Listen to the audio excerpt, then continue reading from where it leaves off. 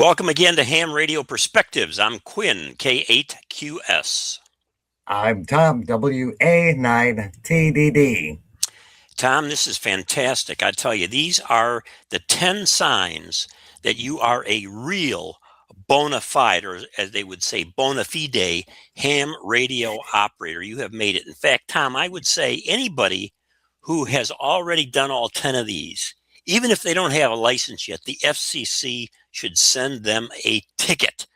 So these are, in effect, the initiation rituals that you have to go through to be a real ham. So, Tom, why don't you kick it off? Okay, well, you've built an antenna that wasn't resonant on any known frequency. And this is pretty much the experience of anybody who's built an NFED. If you don't hit that magic number in feet or meters, it doesn't work. Yeah, we're spoiled now, I think, Tom, by these antenna analyzers. Everybody analyzes everything, but still, even if you do that and then you hoist it up in the air or whatever, you can't be sure. But you and I have lived through the days of HF radio where we just threw wires out the window and put some silly matchbox on there, and we expected to be able to get out. And we did get out. It may have only been 5 watts out with 100 watts in, but we got out.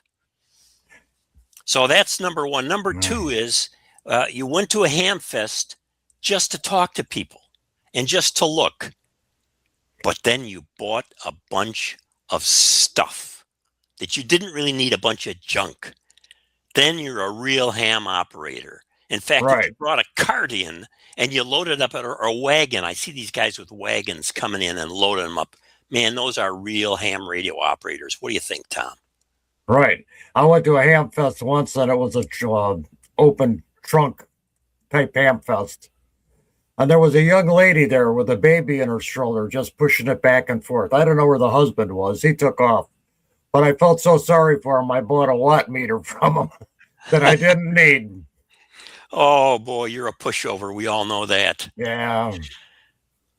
Number three, Tom. Well, this one kind of goes along with number one, that you've used a SWR meter, and it reads backwards. And I still don't understand the concept is how I'm getting more power reflected back than I had going out the Coax in the first place. It's great, isn't it? That's crazy. Crazy. Yeah, if you haven't lived through that and seen that phenomenon, as soon as you look at that SWR meter, you know you were in deep trouble. I remembered I bought a Heath kit. Heath kit was a kit that you would build. I bought a Heath kit. That was my first SWR bridge in the 60s, and I remember putting that thing on the antenna for the first time. I had no SWR bridge at all. I didn't know what my SWR was. I put that sucker on there and looked at it, and doggone it, I had more power coming back than going out. I knew I was a real ham at that point. Right. Or we loaded up the 100-watt light bulb for absolute brilliance, and you didn't care about the standing wave. I did that. Yeah, me too. Yeah, that was the thing. You'd take a light bulb and you'd try to peak the rig, a manual tuned rig for maximum output. And of course, a light bulb is not 50 ohms, so who knows what in the world that is. But you tune it to the bulb, and then you put it on the real antenna, and you realize that the bulb is probably working better than the antenna. Right. In fact, I think I saw a video on YouTube somewhere of a guy using a bulb for an antenna, and he was getting out. Oh, well. Number four, when you transmit, the lights in your shack and or beyond, indoors or outdoors, come on. The lights turn on. They flicker. Oh, they flicker. I love it. I still have this problem when I use an NFED antenna with all of that common mode current coming back, Tom? And the lights, these LED lights in the ceiling of the living room right next to me here from the shack, these suckers will blink depending on the amount of wattage I'm throwing out. And they tell me, when those lights come on like that, I know I'm sending out power. Right. To your neighbors, maybe, but not much further, right? Yeah, right. Or have you ever burned your lip on the No, microphone. yes, number 5, burned your lips on a microphone. Ooh. You know you've got some common mode coming back Yeah, when your lips stick to your D104. yeah, for me it was the Turner 254C that I used, which was metal. Good microphone. Yeah. But boy, oh boy, that common mode current coming back. RF in the shack would come right out to that thing as soon as I would accidentally touch my tongue with that mic. Psst, oh, I hated it. Number 6, Number shocked. 6. Yeah, shocked while working on a rig. If you have not been shocked while working on a rig, you are not a real ham yet. You have not gone through the full initiation patterns required here for the coming of age as a ham radio operator. So, Tom, let me just show you something here. You see that? That is Yeah, my RF pinky. burn. It's an RF burn on the end of my pinky. That doggone, it was a single 6146 tube. I had the case off. I was working on something or other, and I had one hand on the metal cabinet, the metal drawers that I had the rigs on. Okay, and it was grounded. And then I put my hand in to make some kind of adjustment, probably with what we used to call a diddle stick, And Yeah. doggone it, if I didn't touch the plate of that 6146, the plate cap, and it threw me back across the room in my bedroom. I landed on the other side of the room on my butt. That sucker really, really got me. And to this day, I don't have any feeling on the end of my pinky. So I can say, Tom, I am a real ham radio operator. And the worst part of RF burns is they heal from the inside out. Takes forever. Nerve damage, not good. Not good. So, yeah, for this, it's not healed. Have you ever transmitted without the antenna? Number 7, Tom, you got me. Here's how I do it. When there's a bad storm in the area, I disconnect the antenna. Okay, I just disconnect the Right. PL2. What do you call it? PL259. Pull it out. So, and that's how I ground everything. I just pull it out. No real ground, and figure that's going to be fine. And then I decide to get on the air because I see on QRZ or something, there's some hot DX station somewhere. And I turn the rig on, I fly over to that frequency, and I hit the button just to make sure I'm tuned up. And not only am I not tuned up, there is no stinking antenna. Frustrating. Right. And your SWR bridge reads in reverse. Your lips burn on the microphone. And just about everything prior to what we mentioned right here. So you got RF in the shack like you wouldn't believe. Right. Traveling everywhere except out the antenna. Oh boy. Number 8. Now I brought along a little show and tell on this one, Tom. A little show and tell right there. Here's a PL259. Yeah. And I want you to see how well I soldered this sucker on here. Actually, on the other side, right here. Look at that. Look at that. Is that a great soldering? Yep. Yep. All right. So I got this PL259, the center soldered there, and so on. The problem is, as a ham, we go in there and we solder this sucker on just like that, but we forgot to put this on first. Right? Right. So we suddenly realize you got to completely desolder it.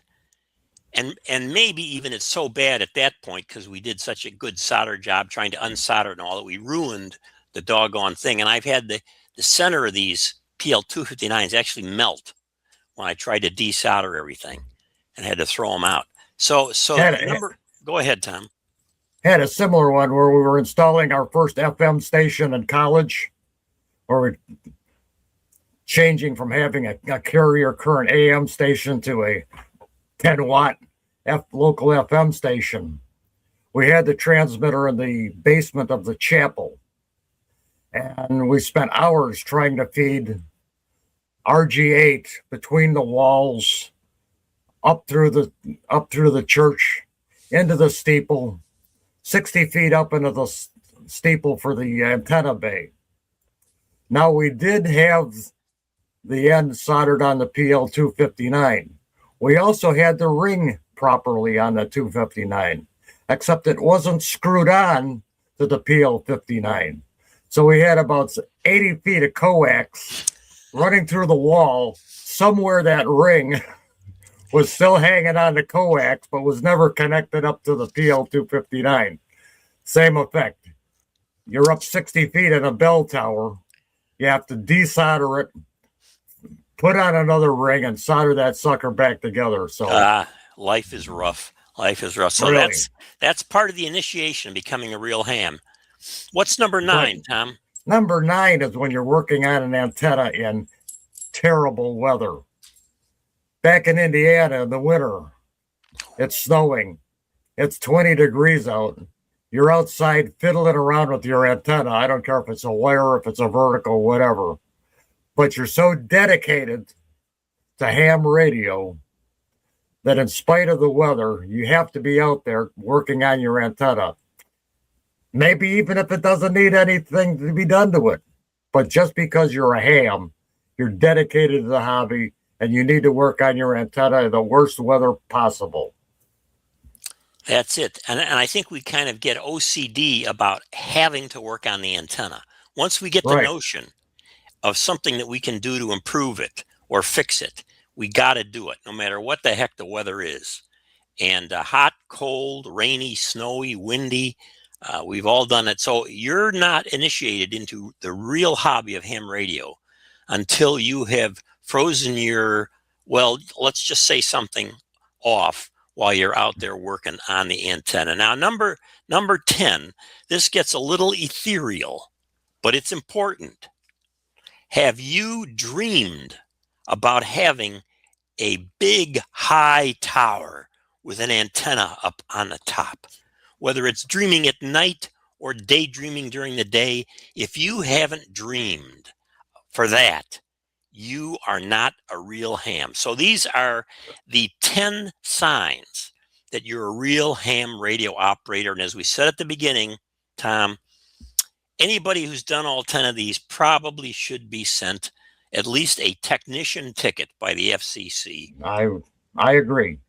Because they have probably learned more than what they ever learned by memorizing the answers on the simple exam. Hey, thanks for tuning in, everybody. Please subscribe to this channel, share it with other people, tell us what great ham radio operators we are because of our wonderful experience as we've just laid it out for you.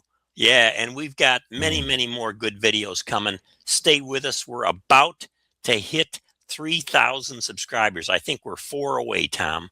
So right now with this video, let's get a bunch more. We're going to hit the 3,000 mark, and then we're going to know that we are true ham radio YouTubers. I'm Quin, K8QS.